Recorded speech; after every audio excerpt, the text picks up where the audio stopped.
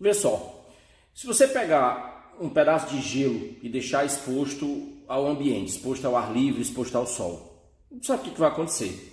Esse gelo aos poucos vai derretendo, vai ficando um pedaço de gelo cada vez menor dentro de uma poça d'água cada vez maior. Uma hora esse gelo desaparece completamente e virou tudo água. Vai ter uma hora que essa poça d'água vai começar a diminuir porque a água vai evaporar. Daqui a pouco ela desaparece completamente e o piso fica seco. É o ciclo natural da água, beleza? Ciclo natural da água, natureza, ciências, física, termologia, calorimetria, mudança de fase, bacana. Agora, vê como essa coisa pode ganhar um significado muito bonito nas mãos de um artista. Uma artista plástica brasileira chamada Nélia Azevedo, uns anos atrás, teve uma sacada muito bacana de construir figuras humanas, esculpir figuras humanas em gelo. Figuras pequenas, cabem na palma da mão. E faz centenas delas e espalha em espaços públicos, às vezes em eventos. Olha a representatividade que isso tem. O nome da intervenção artística, ela chama monumento mínimo. Agora, pensa na linguagem. Monumento mínimo? Porque quando você fala que uma coisa é monumental, olha o gesto. Monumental é de monumento, monumento é uma coisa grandiosa, porque faz uma reverência, uma homenagem a uma pessoa notadamente extraordinária, a uma pessoa importante, que tem algum marco histórico. Então, olha a grande sacada da artista. São esculturas de gelo pequenas, cabem na palma da mão, então quebram a ideia de um monumento grande. Segundo, que são figuras humanas comuns, não fazem referência a ninguém especial. Por isso mesmo são as centenas, para fazer referência, reverência e homenagem ao cidadão comum.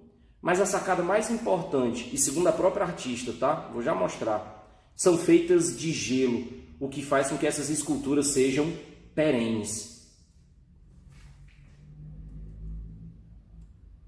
Eu encontrei na minha tese esse material gelo, ele deu um suporte poético a tudo que eu tinha buscado, porque eu queria quebrar as características do monumento, né? Então o gelo foi a quebrada final.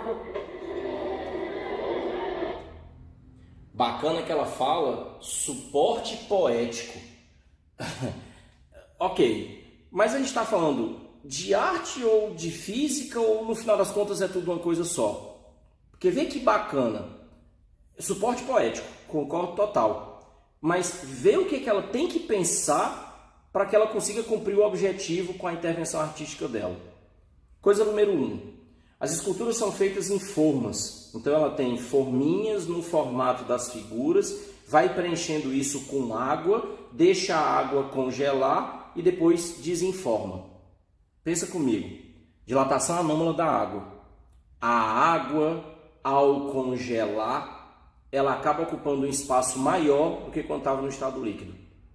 Não sei se tu já passou por isso em casa, você enche uma garrafa com água, fecha, põe no freezer, põe no congelador para esfriar mais rápido e esquece dela lá. Quando você vai olhar de novo, a garrafa está quebrada, porque o gelo ocupa um volume maior do que a água que deu origem a ele.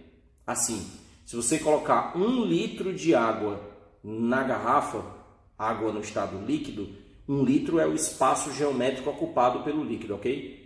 Quando essa água vira gelo, ela vai ocupar um espaço maior.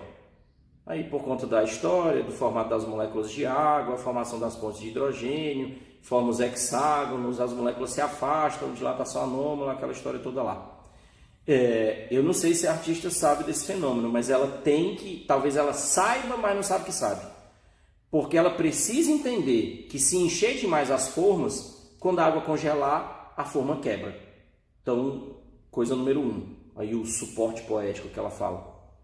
Outra, quando desenforma as esculturas, essas esculturas vão ser montadas às centenas, normalmente em escadarias, pelo menos na pesquisa que eu fiz eu vi muito isso, a maioria delas feitas em escadarias em locais públicos. O objetivo é que as pessoas tenham um tempo para contemplação. Tem até uma entrevista que a Nelly dá, que ela diz que não era a intenção inicial dela, a intenção inicial dela com o trabalho era quebrar a ideia do monumento oficial, mas ela fala em afinidade com o movimento contra as mudanças climáticas e o aquecimento global, porque é muito simbólico. Você tem figuras humanas derretendo à luz do sol, sob a luz e o calor do sol. Mas é preciso pensar que você não pode tirar essas peças já derretendo do freezer. Eu até estou lembrando que eu vi também na pesquisa que eu estava fazendo, tem um vídeo no YouTube que chama 0 grau. Não foi feito pela artista. Uma pessoa diz que fez aquele vídeo numa leitura livre do trabalho da artista e chama o filme de 0 grau. Vê, se estiver falando 0 graus Celsius, está querendo fazer referência à temperatura do gelo. Muita gente pensa que o gelo a 0 graus Celsius ele vai derreter. Não necessariamente, não só nessa temperatura. Depende das condições ambientes, depende da pressão atmosférica. Mas vamos dizer que nesse local aí, o gelo derretesse a 0 graus Celsius. Sabe outra coisa que a artista precisa se preocupar? Ela não pode tirar as peças a 0 graus Celsius do freezer, porque senão elas já saem derretendo e as pessoas precisam ter um tempo de contemplação. E a ideia da intervenção artística é exatamente essa, é gerar reflexão. Então, essas peças de gelo saem a uma temperatura abaixo de 0, vão passar um tempo, que é o tempo de contemplação que as pessoas têm para aquecer, até chegar na temperatura em que elas começam a derreter. Aí sim vem o final da história. E aí talvez você vai dizer assim, mas aí a gente está agora dia 22 de março, Dia Mundial da Água, e aí a gente tem os Objetivos para o Desenvolvimento Sustentável, todo mundo falando de consumo racional da água, o não desperdício, e aí você tem aquelas peças derretendo e aquela água toda escorrendo. Mas aí lembra do ciclo natural da água, né? No final das contas, volta em forma de chuva. Você vai ter as peças derretendo, essa água vai evaporar sob a luz e o calor do sol, vai virar uma nuvenzinha de chuva e vai chover como água bacana em algum local.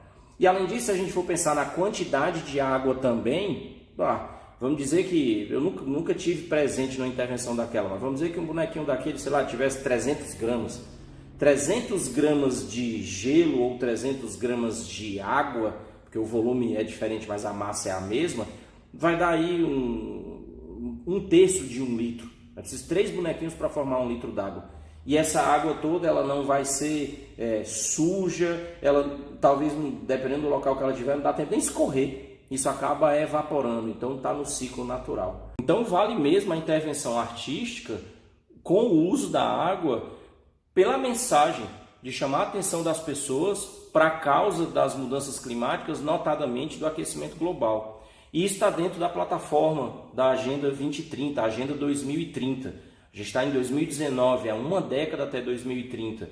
Então, a partir de políticas desenvolvidas e metas estabelecidas pelas Nações Unidas, nós temos uma agenda cheia, muito trabalho para conseguir melhorar várias questões globais, não só mudança climática, mas erradicação da pobreza, fome, questão relativa à produção de energia sustentável, melhoria das condições de vida, conservação da vida animal, tanto na terra quanto na água, enfim, isso faz parte da Agenda 2030, tu pode acessar nessa plataforma, então, agenda2030.com.br, eu vou deixar os links todos aí, isso faz parte dos 17 objetivos globais, 17 objetivos para transformar o mundo.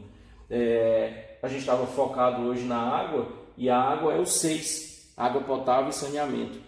Mas aí você tem o 7 falando sobre energia, você tem o 14 falando sobre a vida na água, você tem o 15 falando sobre a vida terrestre, o 13 falando sobre a ação contra a mudança global do clima, erradicação da pobreza, fome zero, saúde e bem-estar, tudo isso está relacionado. E está relacionado com o COAP, a educação de qualidade. É aí onde a gente entra. Como professor de física e todos os professores das disciplinas todas, a gente pode dar grandes contribuições. Não se estuda só para passar em prova. Aliás, não se estuda para passar em prova. Você estuda para ter conhecimento, para ficar mais inteligente, para ficar apto a lidar com essas questões. E no final acaba passando nas provas também. Então vale a pena ficar ligado nesses 17 objetivos globais. Isso vai ser a pauta para o desenvolvimento de conteúdo da Física Marginal esse ano, que é um ano especial de comemoração de 10 anos, né? A Física Marginal começou lá em 2009.